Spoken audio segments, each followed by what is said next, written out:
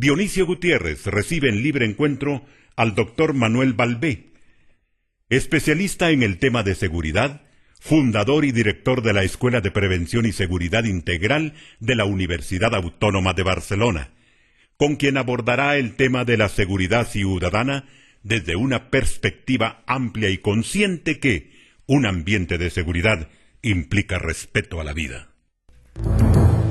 Bienvenidos a Libre Encuentro. Hoy está con nosotros el doctor Manuel Balbé. Él es profesor de Derecho Administrativo en la Universidad Autónoma de Barcelona. Es fundador y director de la Escuela de Prevención y Seguridad Integral de la Universidad Autónoma de Barcelona y también es un especialista en seguridad.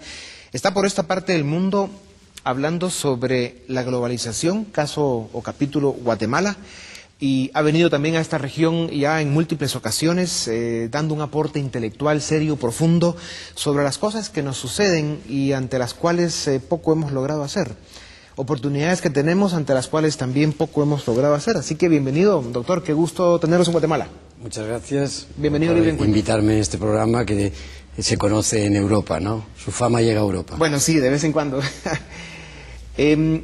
Empezando por el tema de seguridad y luego hablaremos de la globalización, la relación que tiene esta con la seguridad y cómo está impactando a estos nuestros países en los que la institucionalidad democrática es precaria, las sociedades poco estructuradas, las élites poco comprometidas y al final todos estaremos bien porque hay que ser optimistas, pero en este momento muchos de nuestros países la están pasando muy mal. Hay mucha violencia, mucho sufrimiento, muchas muertes, mucha agresividad, altos niveles de pobreza, índices de subdesarrollo humano ofensivos y no hemos logrado estructurar los pactos necesarios entre los grupos de la sociedad para definir una visión del tipo de naciones que queremos, hacer un plan de trabajo, desarrollar políticas de Estado e implementarlas en el tiempo. ¿Por qué lo hacemos tan mal? Bueno, por múltiples factores que no son culpa de ustedes, muchos de ellos, ¿no? Lo que hay que decir es que la seguridad es... el desarrollo económico está en relación con la seguridad. No hay desarrollo económico si primero no arreglamos la seguridad. No es al revés, desarrollo económico para que haya seguridad no es así, ¿no? Para que vea unas cifras, España tiene un homicidio cada 100.000 habitantes. Estados Unidos tiene casi 10 homicidios cada 100.000 habitantes. México tiene 20 homicidios cada 100.000 habitantes. Brasil tiene 30 homicidios cada 100.000 habitantes y Guatemala tiene 41 homicidios cada 100.000 habitantes. O sea que Guatemala tiene medalla de oro en el número de homicidios por cada 100.000 habitantes. Sí, en el ranking mundial y para atraer turistas criminales es un sitio excelente, tendrá mucho turismo criminal. Seguro. A nivel mundial, ¿en qué posición está Guatemala respecto a ese número de homicidios por cada 100.000 habitantes? Bueno, pues piense que Irak o Colombia están en 70 homicidios cada 100.000 habitantes, ¿no? Pero claro, este es un problema clave para Guatemala, porque Guatemala tiene una ventaja competitiva en el mundo, como España, que es un país maravilloso y que tiene todo el tema indígena. Esto para atraer turismo es clave, ¿no? Es decir, yo esto no lo puedo decir en El Salvador, porque no tiene esa ventaja competitiva. España es el segundo país en número de turistas, tenemos un homicidio, pero tenemos 60 millones de turistas y solo tenemos 2 meses de verano, de calor, claro. Y tenemos 60 millones de turistas. Este año con la crisis ha bajado un 10%, pero seguimos con 50 y... Cierto, Brasil con 30 homicidios cada 100.000 habitantes, con 12 meses de calor y con las playas que hay, solo tiene 8 millones de turistas. Pierde 52 millones de turistas Brasil por no tener seguridad. Entonces, invertir en seguridad en un país como Guatemala o Brasil es un resultado adecuado. Sí. Invertir en seguridad en México es muy costoso o en Salvador no tiene tanto atractivo turístico. Sí. Guatemala tiene una ventaja comparativa respecto al resto de países de Centroamérica, excepto Costa Rica, que lo ha manejado de otra forma, con su naturaleza, su ecología, un mercadeo excepcional y niveles de seguridad, sobre todo antes, muy buenos, han venido sufriendo un deterioro importante. La riqueza cultural en Guatemala, evidentemente, es una oportunidad, una riqueza que no se está aprovechando. ¿El resto de Centroamérica cómo está en el número de homicidios por cada 100.000 habitantes? Bueno, Salvador, pues, Honduras... oscila menos, pero oscila en lo mismo. Lo importante también aquí ver es el número de policías por habitante. España tiene un policía cada 300 habitantes, un policía. Guatemala tiene 13 millones de habitantes y tiene 20.000 policías. Pongamos que tiene 10.000 policías más municipales. Eso quiere decir que le faltan 2/3 de policías que en España, por 13 millones, Cataluña 2 veces, tiene 3 veces más. O sea, aquí tienen 20.000 policías para 13 millones, nosotros tenemos 70.000 policías para 13 millones. Es decir, un policía aquí tiene que trabajar no para 300 habitantes, sino para 900 habitantes. Así es. Con 40 veces más homicidios. Necesitamos 3 veces más policías, claro, de los que tenemos. O sea, tenían que tener en vez de 20.000, 70.000. Claro. Y eso no es tan caro. Claro. Es caro en México, que les faltarían 200.000 en este sentido, pero a ustedes les faltan 70.000. Claro, y además de que nos faltan 70.000, tienen que estar mejor capacitados de lo que están y bastante mejor pagados, mejor retribuidos, ingresos y mejor retribuidos. Sí. Pero si yo en Barcelona tuviera un tercio de policías, pues hasta yo me pondría a robar. Es decir, que la policía es prevención, es disuasión. La policía es investigación. Aquí hay mucha policía de ambiente militar, de modos militares, ¿no? Lo que se necesita es policía e inteligencia. Claro. Dicho en los dos sentidos, de investigación, porque si no hay pruebas, el juez no puede mandarlo a la cárcel. Por lo tanto, la criminalidad organizada, incluso las maras. Un ministro de Interior de Guatemala, una vez en Madrid, me decía, no, es que ya veo redactados de maras por las paredes, ustedes van muy mal y tal. Y yo decía, no se preocupe, las maras, como hay 3 veces más policías, pues se detienen como a los demás. Se controlan. Que claro, el problema es ¿no? Sí. Doctor Balbé, el rompecabezas perverso que se forma en naciones donde, como decíamos, la institucionalidad democrática es débil, los niveles de impunidad son insolentes, el sistema de justicia no funciona, los gobiernos no muy entienden cuáles son sus principales responsabilidades y claro, tenemos encima de esto el fenómeno de los lados oscuros de la globalización, narcotráfico, en alguna medida las maras y la contaminación que tienen del mundo global violento.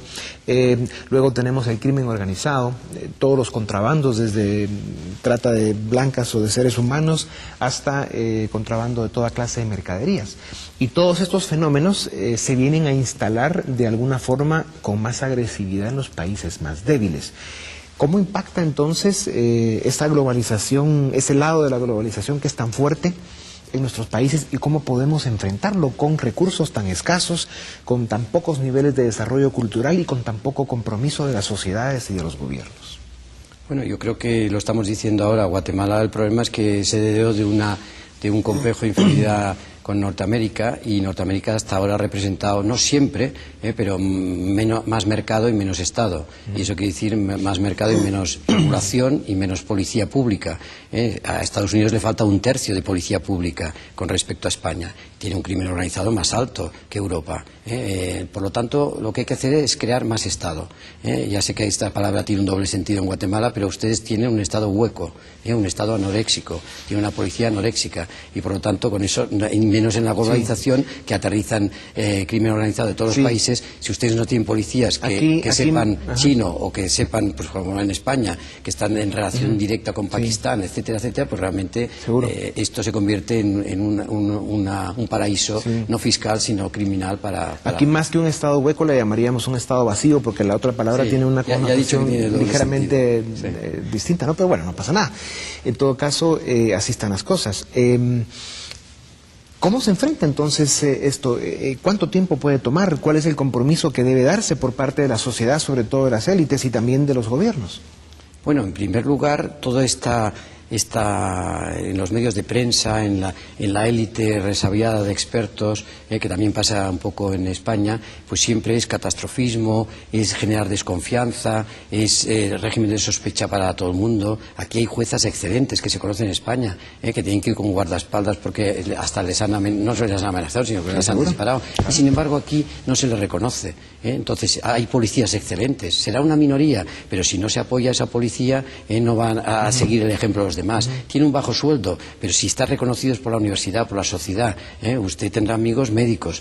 ¿Por qué? Y querrá que tengan un buen sueldo y una buena titulación. ¿Por qué? Porque su vida depende de ellos. Un policía también, su vida depende de ellos. Claro. Tiene una retribución, una formación, un reconocimiento social de igual a igual. No lo tiene. Y un juez medio aquí, ¿no? En España son un reconocimiento altísimo, ¿no? Pero esto de que tener que ir a postular por ahí su cargo cada tantos años, eso ya es una estructura que corrompe, que degrada la imagen del juez. ¿Usted se imagina a los generales de Guatemala tener que ir a postular su puesto cada 4 años? Los generales son de por vida, y porque eso es, bueno, de por vida, al menos la carrera les tiene ahí durante 2 años. Pues los jueces igual, si no tienen poder, no tienen autoridad y no son respetados. Yo creo que Guatemala, yo siempre he sido muy optimista, a pesar de que cuando venía hace 4 años estaban en 30 homicidios por 100.000 y ahora están en 41. Pero soy optimista, lo veo por ejemplo con este programa, ¿no? Es un programa que se pasa a las 10 de la noche y a mí me vienen a buscar con el piloto diferentes del Constitucional a las 6 de la mañana. Todos ven el programa y todos les encanta. Guatemala, toda la clase trabajadora tiene esperanza, lucha, sobre todo las mujeres son optimistas, son emprendedoras, que como sabe usted es una asignatura en todas las Harvard Business School, son el entrepreneurship, es una de las inteligencias, la primera inteligencia. Guatemala está todo eso, y el que ya no puede más se va, y yo en Barcelona tengo guatemaltecos y guatemaltecas que me dan lecciones a mí, y en Estados Unidos, etcétera. Por lo tanto, Guatemala tiene ese potencial. Lo que le frena es este catastrofismo que más bien los de arriba, que parece que vivan de eso, y que por lo tanto entonces genera desconfianza. Claro. Si hay desconfianza, ahora hay una corriente en la economía que se llama neuroeconomics y estudia el nivel de desconfianza. Como más desconfianza entre la comunidad, como menos interacción, es un país más atrasado. Y por lo tanto, en Guatemala esto es lo que ocurre. Es decir, que si se viera, en vez de señalar siempre los casos horrorosos que hay, se viera los casos, los policías, el mérito que tienen de estar trabajando en eso, los jueces, etcétera, los demás seguirían y por lo tanto iríamos al cambio, ¿no? Que es lo que se hizo en España. Claro. España en el 75 era así, policía corrupta, dictadura, todo, pero nosotros apoyamos a la policía que nos había detenido, al menos a mí cuando era estudiante, y con eso cambiamos la policía, los jueces. El juez Garzón es un ejemplo para todos los jueces en España. Sí, cuando usted habla, doctor, de optimismo, esperanza, de la neuroeconomía o del catastrofismo, realmente de lo que estamos hablando acá es de que eso traducido a los términos más comprensibles, que son optimismo y esperanza, son 2 elementos fundamentales en la vida, pero que deben ser alimentados por razones sustantivas, racionales, objetivas. Y de alguna manera, sí, en los últimos tiempos, con la crisis económica del mundo, con el deterioro institucional de nuestras democracias, este es un tema en la mayor parte de América Latina, pues ha costado encontrar esa gasolina para poder, que no es precisamente la gasolina de Chávez, pero sí esa gasolina para poder encontrar energía para que el optimismo y la esperanza sirvan de bases para construir de ahí. Sí, la criminalidad ya se sabe por qué es. Usted tiene al catedrático de psiquiatría de Harvard, 30 años trabajando en las prisiones de Massachusetts y ya se sabe, y todo el mundo sabe por qué no se hacen políticas de eso. Ese es el problema, ¿no? La criminalidad es por abandono de niños, de los padres. Por lo tanto, eso es un tema fundamental. Obama, por ejemplo, lea el libro suyo Los sueños de mi padre, pues estaba resentido porque su padre vivía y no lo quería ver. Eso es una causa de criminalidad. En los niños, las niñas, aunque haya abandono de padre, aunque haya abuso sexual, que es mayoritario en las niñas, no cometen delitos violentos. Esto es un factor también para saber cómo se puede luchar contra la criminalidad en Guatemala. Las mujeres en todo el mundo solo cometen el 5% de delitos violentos. Aunque estén separadas, se han hecho estudios con las mujeres negras, no les pasa la pensión el marido, tienen los niños, solo el 5% de delitos violentos, solo el 30% no violentos. Las policías que faltan aquí, 50.000 policías, ponga 50.000 mujeres, verá cómo se avanza muchísimo más. Los estudios, yo les recomiendo un libro para leer de una neuróloga de California, Brizandine, El cerebro femenino, y verá cómo la fuerza de las mujeres es mucho más pacífica, mucho más conciliadora, mucho más menos provocadora. No, es caso juzgado de que el problema somos los hombres en gran medida, ¿no? Y evidentemente la tendencia por la que el mundo va, hay estudios que confirman que para el 2035 serán mujeres las que estén ya con alguna solidez ocupando más posiciones de mando en gobiernos, organizaciones, corporaciones a nivel mundial, lo cual en todo caso es una buena noticia. Doctor, regresamos en un momento después de publicidad para seguir con el doctor Manuel Balbé desde Barcelona, en Libre Encuentro.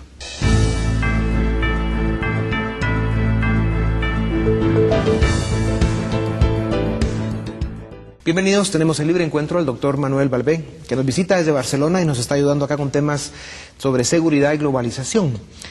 Doctor, entre paréntesis, asumo que le gusta el fútbol. Sí. Y que le va al Barça. Sí, claro. Ah, bueno, eso lo queríamos confirmar. Tengo una hija de 16 años que da el equipo femenino del Barça. Ah, no me diga. Sí. Excelente. Aquí en Guatemala hay mucha afición por el fútbol español. Obviamente hay división entre el Real Madrid y el Barça principalmente, pero bueno, parece que el Barça ha estado metiendo muchos goles. Hace 10 años, cuando dirigía un curso de doctorado aquí para todas las universidades, casi todos eran del Real Madrid. Se tuvieron que comprar la camiseta del Barça, porque si no... Si no, perdían la clase. Doctor, ese es el tipo de temas que al final producen optimismo y esperanza, ¿no? Un elemento como el fútbol y el papel que juega en nuestras sociedades. Cuando Guatemala o Salvador, Honduras o Nicaragua, Costa Rica, el mismo México, que son los países de América Latina donde se ve libre encuentro, hemos visto que hay una victoria de sus equipos de fútbol, hay ánimo y entusiasmo, es de esa energía que se produce para que se reconozcan las cosas buenas que suceden, ¿no? Pero claro, ese catastrofismo del que hablamos es un elemento que se ha venido construyendo a través de las décadas. En la mayoría de países, dictaduras, conflictos armados internos, falta de desarrollo. Y luego entramos a esta era de la globalización y da la impresión que las cosas negativas se han afianzado, se han fortalecido y nos está costando mucho encontrar los caminos de las cosas positivas para construir, desarrollar y lograr bienestar para todos los habitantes de nuestras naciones. O sea, tenemos un conflicto, hay un divorcio entre las dificultades que tiene el desarrollo integral del ser humano y la facilidad que tiene caer en los problemas que tiene el mundo, ¿no? Porque encima las cosas negativas de la globalización son las que más nos están contaminando. Bueno, pero hay que concretar, como dice usted, en los temas, ¿no? Mire, lo que hablamos de Estado anoréxico o no, o Estado social. España tiene una sanidad universal para todo el mundo. Viene un inmigrante ilegal, tiene una enfermedad, viene un criminal colombiano, por poner... y su mamá se pone enferma, está ilegal, y su mamá se pone enferma y se la atiende en el mismo hospital público de calidad como el mío. Si va a Estados Unidos, hay 50 millones de ciudadanos norteamericanos que no pueden entrar a un hospital ni público ni privado, de 300 millones. Por lo tanto, ¿cómo se comportará ese criminal colombiano si llega a Barcelona, se le cuida a su mamá, o cómo se comportará el resentimiento de si a la mamá la dejan fuera y se muere? Pues esto es uno de los temas que Guatemala tiene. La mayoría del tema de criminalidad está en relación con la sanidad, porque se puede resolver muchos de los temas de agresividad a través de la sanidad. Por lo tanto, nosotros nos baja la criminalidad, que está en 20, por decirlo de alguna manera. Si hay 100.000 mexicanos, tendríamos que tener 20.000 asesinos, no, ya nos baja a uno, nos baja a uno. Usted decía que es importante resaltar las cosas positivas que suceden en nuestros países. En el caso de Guatemala tenemos, por ejemplo, una policía municipal de tránsito que evidentemente es un equipo de gente donde hay muchas mujeres, por cierto, y que lo hacen muy bien, pero es una policía muy respetada, que hace un esfuerzo extraordinario en las calles, metida entre el humo de los carros o los coches, como dicen ustedes, corriéndose peligro en la vida porque los carros les pasan muy cerca y ahí están dirigiendo el tráfico y tratando de poner orden en una cultura que es bastante desordenada, dicho sea de paso, especialmente para el tráfico. Tenemos muchos jueces y juezas, policías también, que hacen bien su trabajo, que en muchos casos podrán ser minorías, pero son el ejemplo, la luz, la semilla desde la que se puede construir y florecer.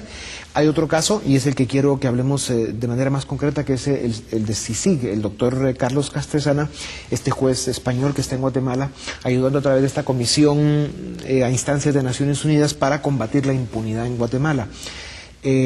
Gracias a este esfuerzo que encabeza el doctor Carlos Castresana, se han logrado encaminar una serie de casos en contra de delincuentes criminales conocidos y que eso pues en alguna forma está dando una luz de esperanza de la cual esperamos que salgan resultados positivos a corto plazo para que realmente nos vayan demostrando que es posible cambiar, que es posible rescatar nuestra institucionalidad y desarrollar naciones democráticas, pacíficas, con justicia, paz y libertad. Sí, son muchos frentes, no es uno solo. Los jueces penales no tienen la solución del tema, entre otras cosas porque si mira el número de presos por 100.000 habitantes, pues hay un 80% de impunidad. La solución no está en tanto en los jueces penales. Volvemos a los temas de prevención, ¿no? La solución está en más policía preventiva, en más asistentes sociales, en más sanidad preventiva, etcétera, etcétera. En más, lo ha dicho usted muy bien, en la Environmental Criminology, en la criminología situacional, se sabe que si hay tolerancia cero en circulación de tráfico y una velocidad menor de la que permiten aquí los autobuses. Yo cuando bajo de Antigua no tengo miedo de los malas, ya sé que me van a matar 40 veces más que en Barcelona, pero cuidado, sé las cifras de accidentes de tráfico de aquí, es 3, 4, 5 veces más, por lo tanto tengo mucho más miedo de los autobuses. Si se bajara la velocidad y no se relativizaran los números de muertos en accidentes de tráfico, no se relativizarían los muertos en cualquier zona. Por lo tanto, lo ha dicho usted muy bien. Nosotros en España tenemos tolerancia cero. Cuando vaya usted a Barcelona lo comprobará, si lleva una luz estropeada le van a parar y le van a multar.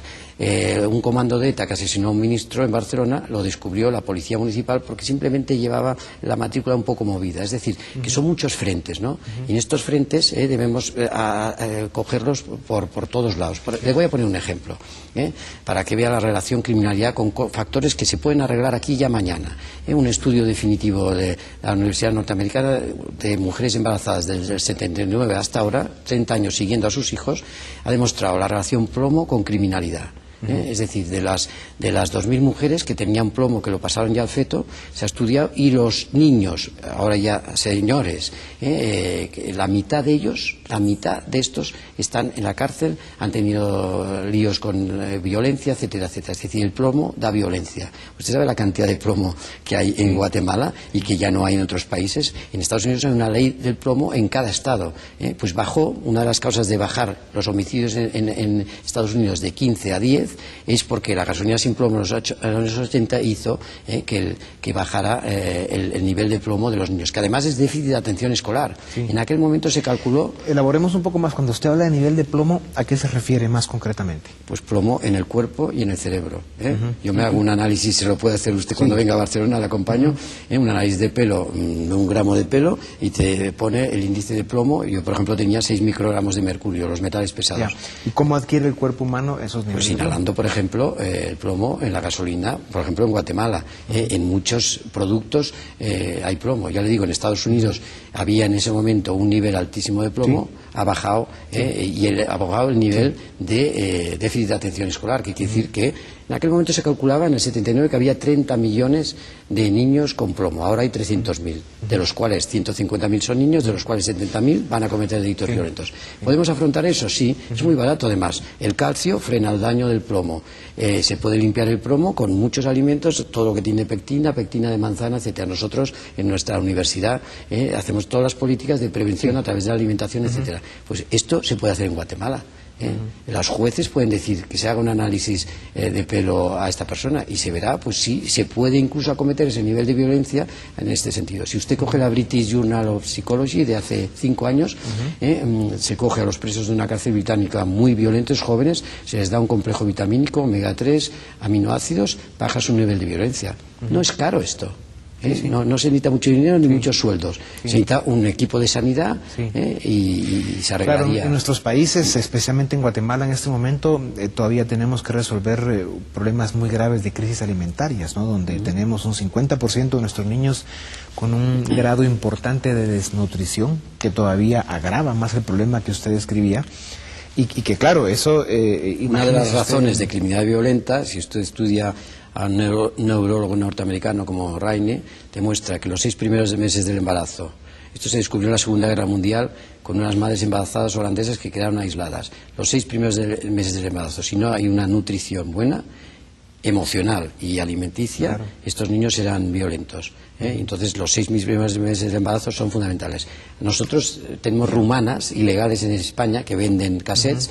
Conozco una embarazada, está en el mismo servicio de calidad que mi mujer o que cualquier otra persona. Entonces los 6 primeros meses de embarazo es fundamental para esto. Imagínese usted que en los últimos 5, 7, 10, 15 años han estado naciendo en Guatemala el 50% de los niños con algún grado importante de desnutrición, y que después cuando nacen pues tienen todos los problemas de altos consumos de plomo, ambientes violentos, con conflictos familiares, falta de oportunidades, poca asistencia en salud y por supuesto el nivel de educación también muy limitado si es que lo logran tener.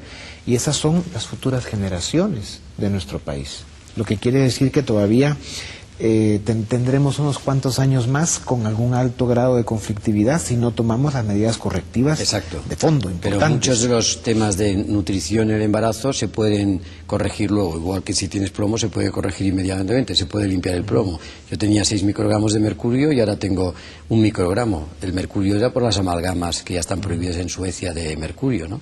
Es decir, que se pueden hacer políticas, no hay que hacer grandes planes y tal. Si hay el espíritu de cambio, el espíritu que yo veo en Guatemala que lo hay y que también lo veía hace 10 años, y no hay este freno de que todo nos va mal, de que todos somos malos, de que todos somos insolidarios, de que todos somos tal, Guatemala sale a la luz porque tiene además un tema, que es el turismo, y pasaría pues a un crecimiento inmediato, ¿no? Pero sí, hay que acabar con toda esta cultura absolutamente que alimenta... Sí, claro. No, aquí en estos países los gobiernos se entretienen en otras cosas menos en resolver los problemas que son verdaderamente importantes. Bueno, yo conozco gente del gobierno, por ejemplo Alma Quiñones, que me invitó a ir a una conferencia del Ministerio de Finanzas, y le puedo decir que hay muchas almas Quiñones en Guatemala y que son nada corruptas, que trabajan. Ella podría estar por su condición económica en otros sitios, viviendo, jugando a golf, y está trabajando desde el gobierno, aunque a lo mejor no sé si ese gobierno es el mejor o no, pero está trabajando. Y usted es otro ejemplo. Podría estar jugando a golf y está aquí preocupándose de los temas de Guatemala. Por lo tanto, Guatemala es un país con un potencial tremendo. Lo que pasa es que lo vemos y lo reconocemos desde fuera, pero ustedes tienen que darse cuenta que todo eso le tienen que dejar abrir. Hay un libro que le recomiendo de un gran economista norteamericano, Canadá, el estado en la clase creativa, el auge de la clase creativa de Florida, que dice que el desarrollo económico de los países que son primeros, es porque tienen una clase creativa, no una clase catastrofista. Y esa clase creativa atrae otra clase creativa de todo el mundo. Estados Unidos ha traído los cerebros de todo el mundo por eso, porque es abierto, porque siempre tiene esperanza. Es lo que ha hecho Obama. Obama lo que ha dado es esperanza. Y Obama logró, antes de la campaña electoral, hizo una cosa muy importante para la esperanza, que es tener equipos para que se registrasen electoralmente, porque hay muchas dificultades allá para que se elijan, como aquí hay muchas dificultades para ser juez honrado, ¿no? Porque tienen que someterse a esto. Bueno, pues Obama consiguió que se registraran 10 millones de habitantes que no se habían registrado. ¿Cuánto ha ganado Obama a McCain? Por 10 millones solo. Es decir, que es la esperanza, y que alguien que dé esperanza y no que dé catastrofismo. Exactamente. No, sin lugar a dudas hay muchísima gente buena en todos los sectores de nuestras sociedades, desde el gobierno hasta el grupo más sencillo que está tratando de luchar y salir adelante. Volvemos en un momento para seguir con el doctor Manuel Balbé en Libre Encuentro.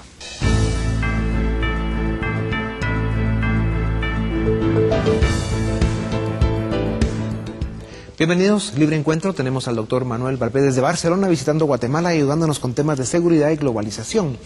Doctor, regresemos un momento al tema de la mujer, el papel que juega y que debe jugar cada día más en la sociedad, y esa diferencia que hay entre la actitud, el comportamiento, la conformación estructural de la mujer y cómo reacciona ante las diversidades y ante las oportunidades en el mundo. Porque es muy importante, sobre todo en América Latina, todavía se perciben, se saben, se conocen altos grados de machismo, de exclusión, en fin, de no darle a la mujer el puesto que debe tener y que merece. ¿Cuáles son los procesos que deben darse para que la mujer vaya ocupando la posición que le corresponde en la sociedad? ¿Cuál es la dinámica que debe darse? Bueno, pues eso es aplicar las leyes de paridad, ¿no? Nosotros seguimos, y sobre todo en Guatemala, también en España, no crea, también hay corrupción en España, de políticos, pero estamos todavía en una Alabama global. En un estado de Alabama global, porque las mujeres son el 50% y no están pues en la policía un 5%, etcétera. Por lo tanto, es una Alabama, es una discriminación. Pero es que además ya se ha demostrado, científicamente, por otros temas que ahora hablaré, por ejemplo, el premio Nobel Mohamed Yunus, de Bangladesh, el inventor de los microcréditos, que no es el inventor, porque ahora se ha descubierto que la madre de Obama en Indonesia hacía microcréditos 20 años antes, ¿no? Pero los microcréditos que daba la banca de Yunus, 6 millones de mujeres separadas con niños de Bangladesh devolvieron microcrédito, y solo 1 millón de hombres. Ahora no hay ningún banco en Europa que dé microcréditos a los hombres. Saben que a las mujeres los van a devolver a pesar del trabajo que tienen en su casa, etcétera. Las oposiciones a jueces y fiscales en España las ganan un 70% de las mujeres. Es decir, que la fuerza de la mujer es... los militares argentinos de la dictadura, ¿a quién temen? No a la fuerza de los jueces, no a la fuerza tal, a la fuerza de la menopausia, porque las madres de la Plaza de Mayo estuvieron allá para buscar a sus hijos. Llegó la democracia y les dijeron que eran unas histéricas, que ya se tenían que ir a su casa y tal. Siguieron allá, ya eran abuelas, y la fuerza de la menopausia hizo descubrir que sus nietos estaban vivos y que habían sido vendidos. Los militares argentinos a quien tienen miedo es a las mujeres, y a las mujeres a la fuerza de la menopausia. Pues esa es un índice de crecimiento económico. En Estados Unidos hay 2 millones de mayores que puedan ir a los colegios voluntarios para que los niños como Obama, como Clinton, que su padre no estaba, que eran hiperactivos, que eran violentos, la relación mayores con niños da una relación tipo la de Clinton. Esto está estudiado por un gran psiquiatra europeo, Cyrulnik, un libro que le recomiendo, Traumas de niños por violencia, se llama el libro Los patitos feos, y estudia el caso de Clinton, que no se llamaba Clinton su padre, sino Blite. Su madre lo dejó abandonado con los abuelos, afortunadamente, y volvió con un señor que se llamaba Clinton, borracho, que pagaba a la madre, y él hubiese sido un criminal violento, dice Cyrulnik, pero los abuelos, y en el colegio su profesor de música, que le dijo que tocaba muy bien el saxo, hizo reflotar a Clinton, y lo mismo ha pasado con Obama, con sus abuelos, ¿no? Entonces, esta fuerza se puede hacer ya. Es la comunidad, la propia comunidad. No se necesitan funcionarios, se trata de reconocer la fuerza de las mujeres, la fuerza de los mayores, y aplicarlo en todos sitios. No es costoso, y además eso es un reconocimiento para eso. Mire, dígame cuántas mujeres y cuántos mayores tiene en todos los sitios y le diré si va para arriba o va para abajo. Sí, seguro. No, y en las universidades ya se nota que de cada 10 graduandos, más de la mitad son mujeres en prácticamente todas las carreras, y este es un fenómeno mundial.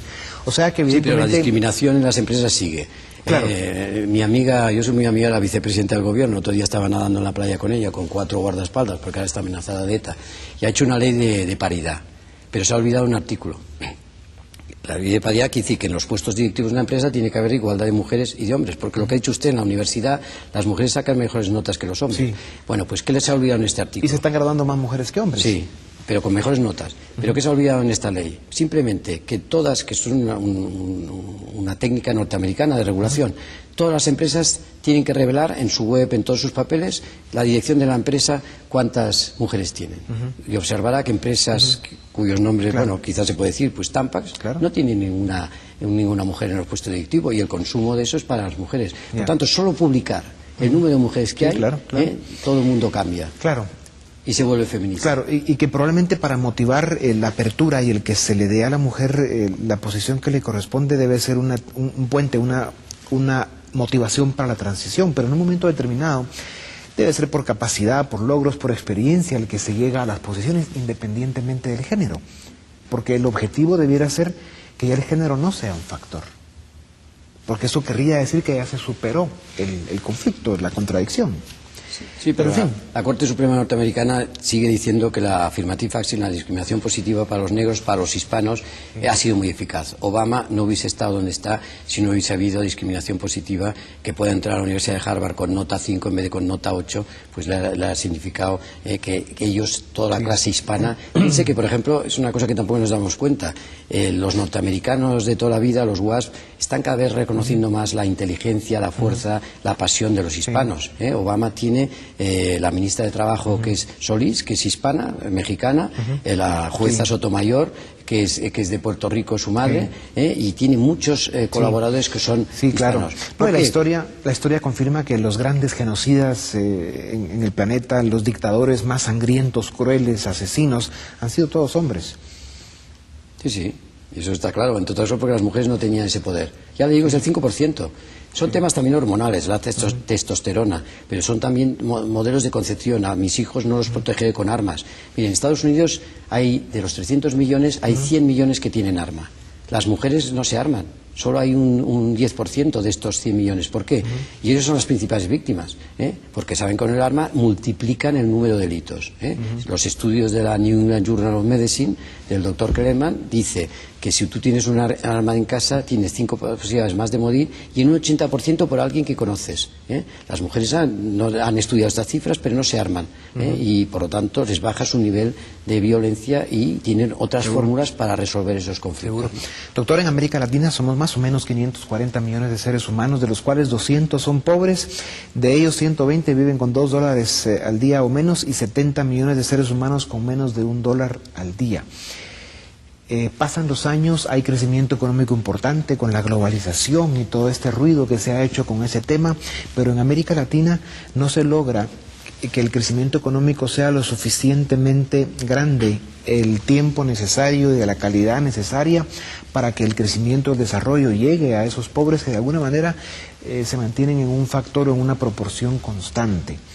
Que tiene que darse para que la globalización y todo esto que hablábamos de la seguridad democrática, la seguridad ciudadana, vayan siendo de alguna forma la base de construcción de culturas más propicias para el desarrollo y que al final le permitan a todas estas naciones salir adelante. Bueno, ese es el tema de la globalización, ¿no? Que es lo que venía a hablar en Guatemala, no de seguridad. La globalización es la americanización, para lo bueno y para lo malo. Para los que no creemos en el libre comercio desregulado, pues para lo malo. Pero la globalización es la americanización para lo bueno. Son los movimientos sociales que decía, los derechos de la mujer, los derechos civiles, los derechos ambientales. Todo esto ha venido de Estados Unidos. Y el reflejo ahora es Obama. Antes no se veía.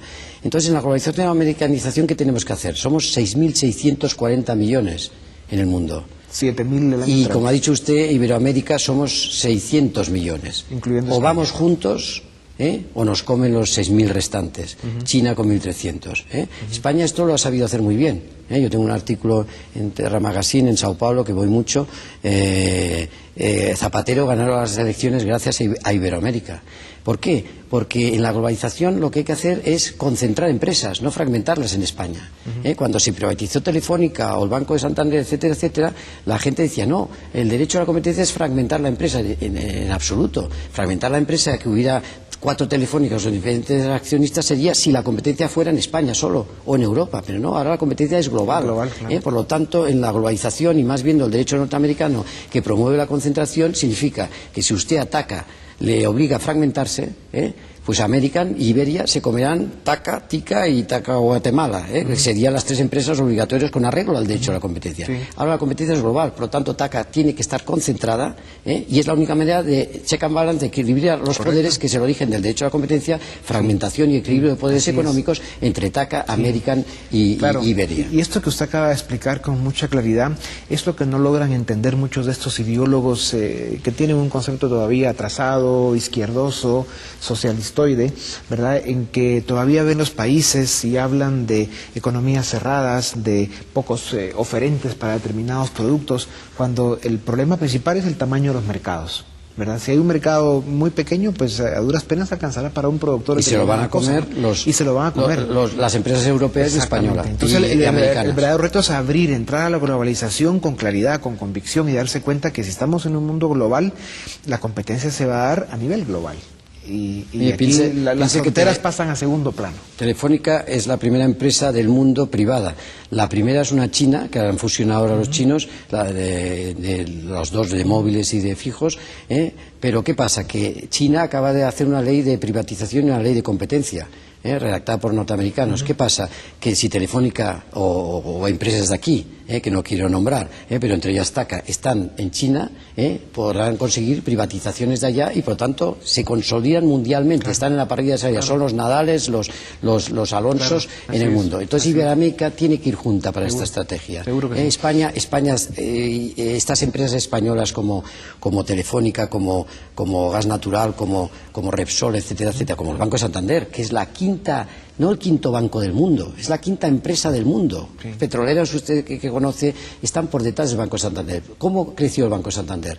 Llegó a Iberoamérica, 200 millones en Brasil, ahí creció, hizo volumen, o sea que es gracias a Iberoamérica que España es la 8ª potencia del mundo, y luego fue con ese volumen de iberoamericano a comprar Europa.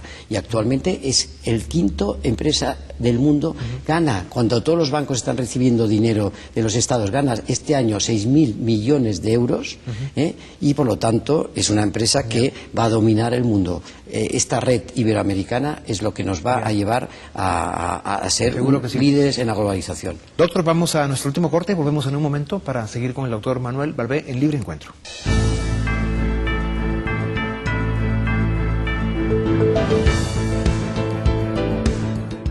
Bienvenidos, Libre Encuentro, el doctor Balbé con nosotros. Doctor, esta crisis económica tan seria que está viviendo el mundo, ¿cuál es su visión? ¿Cuándo salimos de ella? ¿Qué tan golpeado va a quedar el mundo?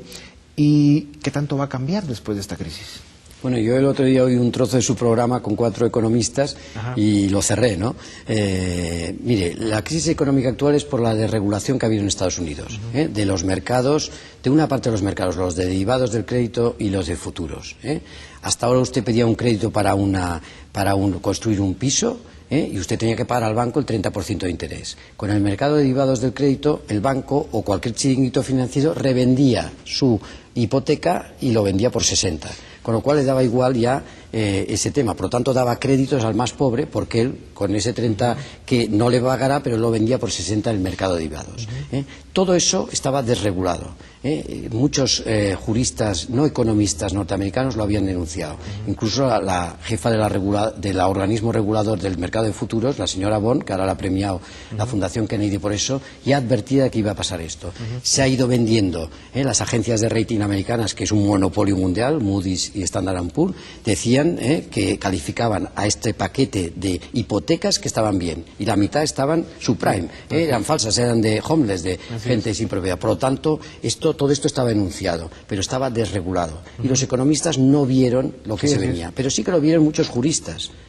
Por ejemplo, Elizabeth Warren, profesora de Harvard, ya denunciaba en sus libros hace 10 años que quebraba 1 millón de familias. ¿Pero cómo salimos de esto? ¿Usted cree ¿Cómo salimos de esto? Regulando otra vez los mercados como estaba en la crisis del 29, que se reguló el mercado de Wall Street con la Securities and Exchange Commission, la Comisión de Valores, y con esa, sobre todo dando transparencia, lo que hablaba antes. Toda la información, las empresas tienen que revelar toda la información. Es lo que ¿Aprenderemos las lecciones que hay que aprender después de esta crisis? Pues, ¿el mundo saldrá muy cambiado? Si siguen escuchando a los economistas, no. Porque los economistas están haciendo pronósticos negativos de lo que va a pasar, porque viven de eso, de dar miedo, cuando ellos no descubrieron los pronósticos que venían malos. Pasó. Por lo tanto, ¿cómo puede ser que sigan fascinados, como en su programa con los economistas, cuando ellos no supieron ver eso y ahora les preguntan qué va a pasar? Pues si dicen que va a ir mal, que el otro día en su programa decía que Guatemala va a ir muy mal, porque aunque Estados Unidos vaya bien, nosotros tenemos una crisis ya anterior, pues eso quiere decir que Guatemala va a ir muy bien, porque si ellos dicen que mal y pronosticaron al revés, entonces ahora va a pasar lo mismo. O sea, que hay que hacer algunas cosas para que las cosas vayan bien, o sea, no sucede en forma automática. Mire, o por arte de magia. Las crisis financieras del crash del 29 está súper estudiado. Lea usted al juez Posner, padre de la escuela de Chicago de Loan Economics, en un libro que acaba de sacar, La crisis del capitalismo. Él era partidario de la desregulación y ha dicho que no. Que hay que regular y que hay que controlar los mercados y que las empresas tienen que aflorar información. Todo con equilibrio y con balance y sobre todo con responsabilidad, pero yo estoy de acuerdo con usted. Esta crisis pasará como todo pasa en la vida y el mundo saldrá más sabio, mejor preparado para enfrentar los nuevos retos y oportunidades del futuro y eso hay que sentirlo, creerlo y pensarlo porque es un ingrediente importantísimo para que suceda de verdad. Y de eso sí estamos convencidos. Pues doctor, muchísimas gracias por estar en Guatemala y en Libre Encuentro también, compartiendo sus ideas, esa dinámica con la que usted ve al mundo y sus movimientos y sobre todo estos elementos de la globalización. Si usted tuviera que dibujar en pocos segundos una foto de cómo va a estar el mundo en el 2050, ¿cómo lo ve? Pues lo veo mucho mejor porque la crisis del 29 con regulación mejoró el capitalismo y la crisis actual mejorará el capitalismo y hará un capitalismo más social, con estados menos anoréxicos y con políticas de prevención y políticas más humanas. Lo que se llama seguridad humana que ha desarrollado las Naciones Unidas. Más seguridad con más humanidad. Y eso es lo que los norteamericanos han visto de los hispanos. Tenemos más humanidad y por lo tanto estamos en la vanguardia de ser un país que no solo mira el dinero, sino que la felicidad se gana precisamente con un espíritu de más humanidad y más comunidad, que es lo que venimos los españoles a ver aquí. Somos mucho más ricos, pero ya no tenemos la pasión y la humanidad que hay en Guatemala. Por eso yo me voy mucho más rico sentimentalmente que cuando vine, cuando están todos allá depresivos porque tienen mucho dinero y muchas cosas, pero tienen que ir al psiquiatra la mitad como los norteamericanos. Por lo tanto, Guatemala tiene muchas ventajas competitivas en la globalización. Pues esperamos aprovecharlas de verdad, porque son esas ventajas que, si se aprovechan bien, pues podemos construir y desarrollar cosas. Pues deseo de verdad que cada vez que pase por Guatemala y por esta parte del mundo, doctor, nos encuentre cada vez más desarrollados, humanamente hablando, más solidarios y más preparados para enfrentar ese mundo moderno en el que estamos viviendo hoy, inevitablemente con una globalización que cada día de una o de otra forma se consolida más, a pesar de los obstáculos difíciles que hay, pero que al final, pues eso, la vida sigue y hay que darle toda la energía que se pueda para alcanzar eso, que es tan simple decirlo y tan importante alcanzarlo, que más que alcanzarlo es conquistarlo, ¿no? La felicidad. Doctor, gracias. Muy bien. Hasta siempre y qué bueno tenerlo por acá. Gracias. A ustedes también.